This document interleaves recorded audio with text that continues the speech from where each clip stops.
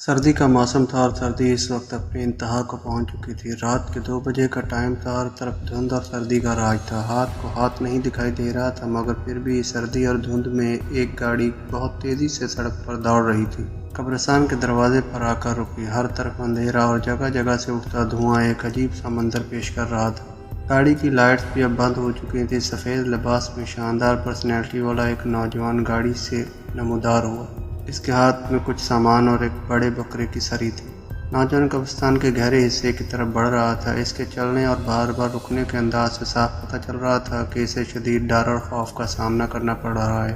پھر بھی نہ جانے کیا چیز تھی جو اسے اتنے ڈر اور خوف کے باوجود بھی واپس نہیں جانے دے رہی تھی۔ نوجوان کے جذبے سے یہ اندازہ لگایا جا سکتا تھا کہ بات کوئی پیار محبت کی ہی ہے، مگر اس سے ایک اور بات واضح ہو رہی تھی کہ نوجوان تو کسی دوشیزہ سے پیار کرتا ہے، مگر وہ دوشیزہ اس کو گھاس نہیں ڈال رہی۔ اس وقت اس قبرستان میں اس حالت میں نوجوان کا آنا ثابت کرتا ہے کہ نوجوان اس دوشیزہ کے لیے کتنا مخلص ہے اور کتنی شدت سے اسے حاصل کرنے کی تمنا کرتا ہے۔ ایک دم سے نوجوان رک گیا، جیسے اس کا سفر ختم ہو چکا ہو۔ اب نوجوان کے سامنے ایک جھونپڑی تھی جس میں مسلسل دھواں اٹھ رہا تھا۔ اس دھوئیں میں ایک عجیب سی خوشبو تھی، جیسے سندل کے درخت کی لکڑی جلانے سے آتی ہے، مگر اس جھونپڑی میں رہنے والا بھلا سندل کی لکڑی جلانے کی ہمت کیسے رکھ سکتا ہے؟ جھونپڑی میں سے ایک آواز آئی، جو سامان میں نے کہا تھا وہ لے کر آئے ہو نا؟ نوجوان نے اندر داخل ہوتے ہوئے کہا، ہاں بابا جی لے آیا ہوں، اب میری دلی مراد پوری ہو جانی چاہیے۔ بابا نے کہا، ضرور ہوگی بچہ۔ بابا نے بکرے کی سری کو سامنے رکھا اور منہ ہی منہ میں نہ جانے کیا کیا بڑبڑانے لگا۔ کچھ دیر کے بعد وہ سری اٹھا کر نوجوان کو دی اور کہا کہ جاتے ہوئے کسی پرانی قبر میں دفنا دینا۔ کچھ دنوں کے بعد وہ لڑکی خود ہی تمہارے گھر میں آ جائے گی، اور جب وہ تمہارے گھر آئے تو اسے یہ تعویذ پہنا دینا۔ نوجوان نے تعویذ لیا اور وہاں سے چل پڑا۔ قبرستان میں اندر کافی اندھیرا تھا۔ اس کو پرانی قبر تلاش کرنے میں بہت مشکل ہو رہی تھی، مگر نوجوان کے جذبے بہت گہرے تھے اور حوصلہ بہت زیادہ بلند تھا۔ اس نے آخر قبر تلاش کر ہی لی، اور پھر نوجوان گاڑی پہ بیٹھا اور گاڑی پھر سے سنسان سڑک پر دوڑنے لگی۔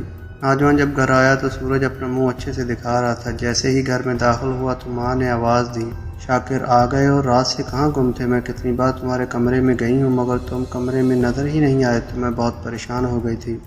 شاکر نے کہا کہ میں رات علی کے ساتھ اس کے گھر میں ہی تھا، صبح کے پیپر کی تیاری کر رہے تھے۔ اچھا تو اب کہاں سے آ رہے ہو؟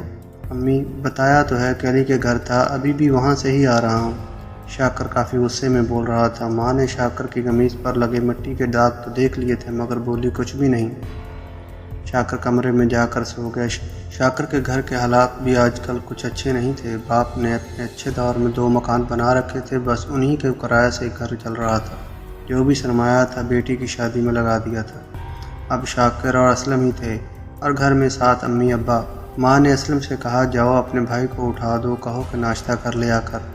اسلم نے شاکر کو اٹھا دیا کہ بھائی اٹھ جاؤ، امی بلا رہی ہیں، ناشتہ کر لو۔ شاکر اٹھا، نہا دھو کر تیار ہو کے ناشتے کی میز پر آ کے بیٹھ گیا۔ بابا نے کہا، شاکر یہ 5000 روپے ہیں، میں ٹاؤن والے گھر کا کام دیکھ رہا ہوں۔ تمہاری بہن پہلی بار گھر آ رہی ہے، تم اپنی امی سے پوچھ لینا کہ کیا کیا لانا ہے اور لا بھی دینا۔ ناشتہ کرنے کے بعد امی نے شاکر کو ایک لمبی لسٹ تھما دی۔ شاکر وہ لسٹ لے کر گھر سے سامان لینے کے لیے نکل گیا۔ شام ہوئی تو مہمان بھی آ گئے۔ شاکر کو انتظار تھا سعدیہ کا، جو کہ شاکر کی بہن رضوانہ کی نند تھی۔ اس بار رضوانہ ساتھ نہیں آئی تھی۔ شاکر سوچنے لگ گیا تھا، بابا نے تو کہا تھا کہ وہ آئے گی۔ رضوانہ کی شادی اس کے چچا کے گھر ہوئی تھی۔ سعدیہ بھی اس لحاظ سے شاکر کی چچا زاد تھی، مگر وہ شاکر کو پسند نہیں کرتی تھی۔ شاکر تھا کہ سعدیہ پر جان وارتا تھا، مگر سعدیہ کو شاکر نہ جانے کیوں ناپسند تھا۔ شاکر نے رضوانہ سے کہا، تم لوگ سعدیہ کو ساتھ نہیں لے کر آئے؟ رضوانہ نے کہا، اصل میں ہم نے اسے ساتھ لے کے آنا تھا، مگر آمنہ خالہ نے اسے ساتھ آنے ہی نہیں دیا۔ شاکر کا موڈ آف سا ہو گیا۔ اگلے دن رضوانہ اپنے گھر چلی گئی۔ کچھ دن گزرے تو شاکر پھر سے رات کے وقت بابا کے پاس گیا۔ بابا سے کہا کہ آپ نے تو کہا تھا کہ وہ ضرور آئے گی، مگر اب تو کافی ٹائم ہو گیا، اس کا کوئی اتا پتہ ہی نہیں ہے۔ بابا نے کہا، جیسا تمہیں میں نے کہا تھا تم نے ویسا ہی کیا تھا نا؟ شاکر نے کہا، ہاں بابا سب کچھ ویسا ہی کیا تھا، جیسے تم نے کہا تھا کہ سری کو پرانی قبر میں رکھ جانا، میں نے ویسے ہی کیا تھا۔ جاتے ہوئے میں وہ سری ایک پرانی قبر میں رکھ گیا تھا۔ بابا نے کہا، کام تو پھر ہو جانا چاہیے تھا۔ مجھے لگتا ہے کہ اس لڑکی کے ہمزاد بہت بھاری ہیں، اس کو زیر کرنے کے لیے کچھ اور ہی کرنا ہوگا۔ تم ایسا کرو کہ ایک کالے بکرے کا انتظام کرو اور کچھ کالی موم بتیاں اور 7 میٹر کالا کپڑا بھی ساتھ لیتے آنا۔ میں اس کا اب مکمل کلا کما کر دوں گا۔ اس بار وہ ایڑیاں رگڑتی تمہارے پاس آئے گی۔ شاکر بہت خوش ہوا۔ اس نے کہا، سچ بابا ایسا ہوگا نا؟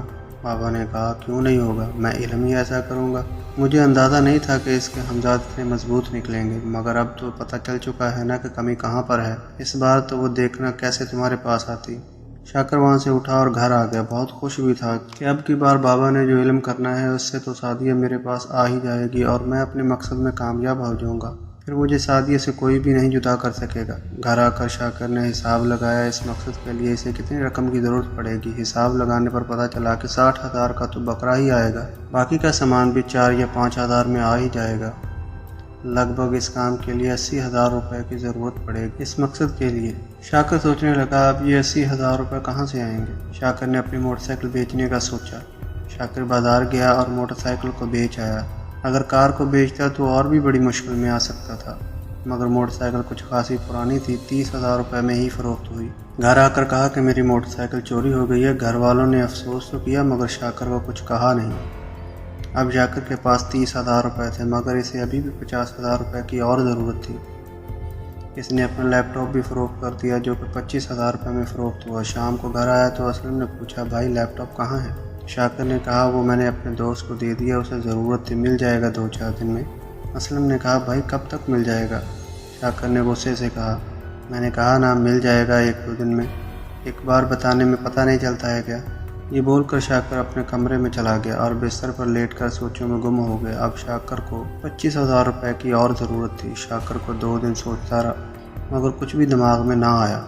وہ قبرستان میں بابا کے پاس بھی گیا۔ مجھ سے اتنے پیسوں کا انتظام نہیں ہو رہا ہے، کیا کم پیسوں میں کام نہیں چل سکتا؟ بابا نے کہا تم کچھ دن اور دیکھ لو، اگر ہو جائیں تو آ جانا تم، نہیں تو میں کچھ بھی نہیں کر سکتا۔ میرے عمل کے لیے ہر چیز کا ہونا ضروری ہے، ایک بھی چیز کم ہوئی تو میں عمل نہیں کر سکوں گا۔ تم جاؤ اور سامان لے کر آؤ۔ شاکر نے بہت کوشش کی مگر شاکر کے پاس اب کوئی راستہ ہی نہ تھا۔ شاکر نے گھر میں ہی چوری کا پلان بنایا۔ شاکر رات میں اٹھا اور اپنی امی کی الماری سے اپنی امی کے سونے کا کنگن اٹھا لیے اور اپنے کمرے میں جا کر بستر پر سو گیا۔ شاکر صبح اٹھا تو گھر میں ہر طرف شور مچ رہا تھا، گھر میں چوری ہو گئی اور سونے کے کنگن اٹھا لیے گئے ہیں۔ شاکر بھی گھر والوں کے ساتھ پریشانی کا ڈرامہ کرنے لگا۔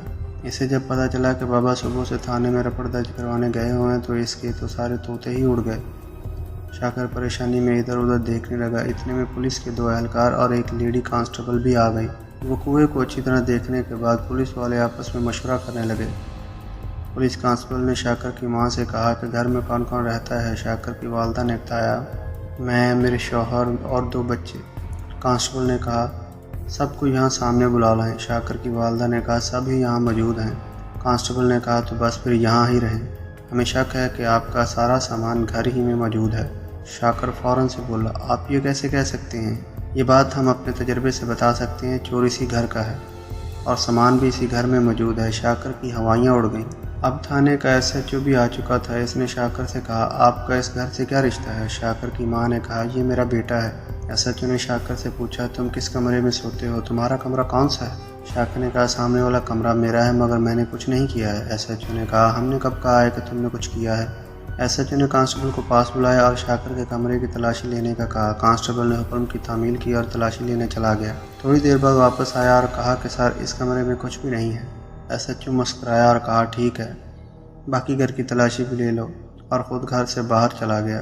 باہر جا کر شاکر کو آواز دی شاکر بچے بات سنو۔ آفیسر نے اس کو گاڑی پہ آ کر بات سننے کو کہا۔ شاکر گاڑی میں چلا گیا۔ شاکر ڈر بھی رہا تھا مگر بات سننے کے علاوہ اس کے پاس کوئی اور حل بھی نہیں تھا۔ شاکر گاڑی میں گیا تو آفیسر نے کہا دیکھو میں نے اپنے آدمی کو کہا تھا کہ تمہارا کمرہ چیک کرے اور اگر وہاں سامان ملے تو آ کر بولے کہ کمرے میں کچھ نہیں ہے۔ اب تم مجھے بتاؤ کہ تم نے ایسا کیوں کیا؟ ایسی کیا ضرورت تھی کہ تم نے اپنے ہی گھر میں چوری کی؟ دیکھو اگر تم مجھے سچ بتا دو گے تو میں تمہیں کچھ نہیں کہوں گا، اگر تم سچ نہیں بتاؤ گے تو حوالات کی ہوا کھانے کو تیار ہو جاؤ۔ شاکر کافی ڈرا ہوا تھا۔ اس نے کہا کہ سر آپ وعدہ کریں کہ کسی کو کچھ نہیں بتائیں گے۔ آفیسر نے کہا بچے تم ابھی بہت چھوٹے ہو، میں نہیں چاہتا ہوں کہ میری وجہ سے تم جرم کی دنیا میں قدم رکھو۔ تم مجھے سچ بتاؤ گے تو میں تمہیں کچھ نہیں کہوں گا بلکہ تمہارے ماں باپ سے بھی تمہیں بچا لوں گا۔ شاکر نے آفیسر کو سب کچھ بتا دیا۔ آفیسر نے شاکر کے گھر والوں سے بچا کر سامان اپنی گرفت میں لے لیا اور پھر کچھ ٹائم کے بعد شاکر کے گھر والوں کو واپس بھی دے دیا۔ کہا کہ آپ کا سامان آپ لوگوں کے بیڈ کے نیچے پڑا تھا۔ चोराया तो था आपके घर मगर लेकर कुछ भी नहीं जा सका। ऑफिसर ने इस बाबे का पता किया और कब्रिस्तान जाकर इस ढोंगी बाबे को गिरफ्तार कर लिया कि तुम भोले भाले लोगों को धोखा देते हो।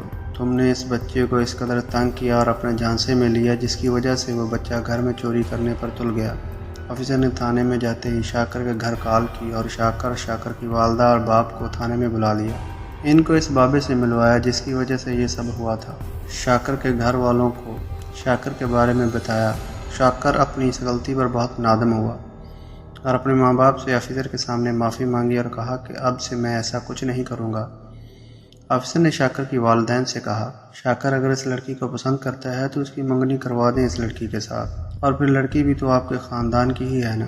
फिर कुछ दिन बाद शाकर के घर वालों ने सादिया के घर वालों से बात की और वो मान भी गए। अगले जुमे को शाकर की मंगनी भी कर दी गई। मेरे ख्याल में शाकर अगर पहले ही अपने माँ बाप या घर में किसी हमशीरा से बात करता तो ये सब होता ही ना। इसने बाबागिरी को ज़्यादा अहमियत दी। पीरी फ़कीरी में सब कुछ है मगर ये सब उनके पास है जिनको खुदा ने अता किया है। इन जैसे पखंडी लोगों के पास कुछ भी नहीं है। इसलिए आप अल्लाह का कलाम पढ़ें और अल्लाह से दुआ करें और फिर आगे बढ़कर अपने काम के लिए कोशिश करें और इन जैसे धोखेबाजों से बच कर रहें।